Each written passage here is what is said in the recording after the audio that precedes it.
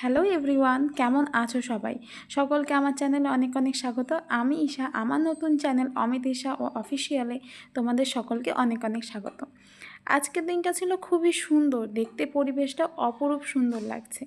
এদিকে তোমাদের দাদা ভাই অফিস থেকে চলে এসেছে পার্সেল নিয়ে, যার জন্য আমি ওকে ঝটফট খেতে দিয়ে দিলাম। আজকে আমাদের সকালে ব্রেকফাস্টে ছিল মাছের ঝোল আর ভাত। তোমাদের দাদাভাইকে খেতে দিয়ে দেখি ওর আজকে অনেক পার্সেল। যেহেতু পুজো চলে এসেছে, এর জন্য প্রচুর পার্সেলও আসছে, যার জন্য ওরও কাজটা অনেক বেশি হয়ে গেছে। ওকে খেতে দিয়ে আমি চলে এসেছি ঘরে, এসে ওর টিফিনটাকে রেডি করছি। ওকে আজকে টিফিনে দেবো দুটো এগ রোল, কারণ যেহেতু অনেক কাজের চাপ, এর জন্য ও এক জায়গায় বসে খেতে পারে না।